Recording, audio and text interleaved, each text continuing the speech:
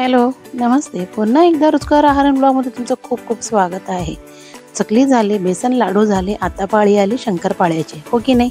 तर चला आज आपण शंकरपाळ्याची रेसिपी बघूयात. मी असं अर्धा किलो गाळून अशी मैदा घेतलेली आहे. यामध्ये मी पाऊण कप म्हणजे साधारणतः तुम्ही 80 ग्राम असं त्यामध्ये बारीक रवा टाकून घ्या आणि चवीनुसार मीठ म्हणजे 2 चिमूट असं मीठ टाकून घ्या आणि त्यामध्ये थोडंसं साखरमध्ये मी इलायची टाकून आणि जायफळ टाकून त्याला पावडर बनवून घेतलेली आहे. तूप जर म्हणाल तुम्ही तर 100 ते 90 ml असं तुम्ही तूप त्याच्यात ॲड करू शकता. आधी 90 टाका. जर तुम्हाला असं कमी वाटलं तर आणखीन एक 10 ml तुम्ही टाकू शकता. असं दोन्ही हाताने व्यवस्थित असं चोळून घ्या. अशा प्रकारे व्यवस्थित असं चोळून घ्या. मी 5 मिनिटं ठेवले होते. आता असं हाताने मुष्टी केलं ना पीठ तर ते असं व्यवस्थित मूठ बनायला पाहिजे. तर आता मी याचं साखर घेतलेली आहे. साखर 1 कप, मेजरमेंट कप नसेल तुमच्याकडे तर 1 फुलपात्र असतो की नाही तेवढा 1 फुलपात्र असं तुम्ही साखर घ्या आणि 1.5 वाटी साधारणतः असं दूध लागतो. आधी अर्धी वाटीपेक्षा जास्त असं दूध मी त्या साखरामध्ये असं मिक्स करून व्यवस्थित असं विरघळून घेते. हे बघा अशा प्रकारे गाठी नाही राहायला पाहिजे, साखर पूर्णपणे विरघळायला पाहिजे. हे बघा अशा प्रकारे. आता मी ते साखराचं जे आपण पाणी बनवलं होतं आता ते त्या मिश्रणामध्ये मिक्स करून व्यवस्थित असं मळून घ्या. अशा प्रकारे थोडं दमाने असे मळून घ्या आणि राहिलेले दूध देखील त्यामध्ये पुन्हा थोडं टाकून व्यवस्थित असं मिक्स करून घ्या. अशा प्रकारे.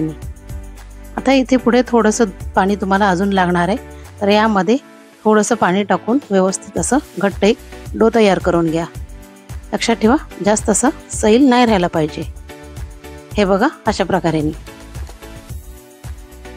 कारण ह्यामध्ये तूप आहे त्यासाठी नंतर आपोआप ते व्यवस्थित त्याचं तूप सुटेल आणि पीठ मऊ भिजेल. थोडंसं वरून असं तूप लावून झाकण लावून कमीत कमी 1 ते 1.5 तास असंच तुम्ही ठेवून द्या. 1 तास जरी ठेवला तरीही चालतो. झाकण लावून ठेवून द्या. आता बघा मी छोट्या अशा गोळ्या घेऊन व्यवस्थित असं लाटून, लक्षात ठेवा उभे आणि आडवे चीर जे आपण पाडतो की नाही सेम असायला पाहिजे आणि थोडीशी जाडसर पाहिजे. आपण जे लाटलंय ना ते थोडीशी जाडसर पाहिजे, अगदी पातळ असे लाटू नका. हे बघा असे मी उभे आणि आडवे चिरे पाडून घेतलेली आहे.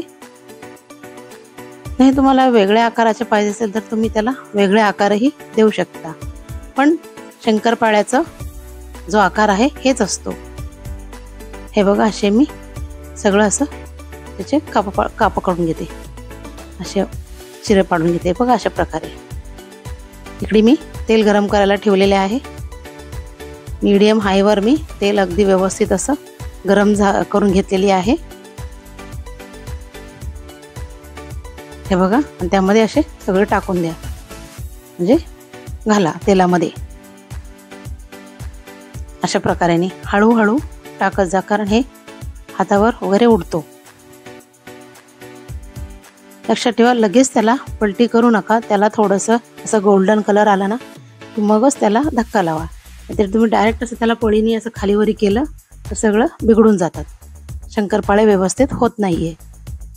अगदी लो फ्लेमवर आता फ्लेम लो करून त्याला व्यवस्थित असं खरपूस असं भाजून घ्या. खालीवर कंटिन्युअसली हलवत राहायचं. तसं सोडलं ना एकीकडे लाल होतात आणि एकीकडे पांढरे राहतात. म्हणून व्यवस्थित असे दोन्ही बाजूनी खालीवरी करत लो फ्लेमवर अशा प्रकारे सगळे असे काढून घ्या. आणि हो, माझ्या चॅनलवर कोणी नवीन असेल तर सबस्क्राईब करायला विसरू नका आणि ही व्हिडिओ तुमच्या मैत्रिणीला पण शेअर करा आणि आवडल्यास लाईक शेअर कमेंट करायला विसरू नका. तर बघा अशी आपले शंकरपाळे बनवून रेडी झालेले आहेत.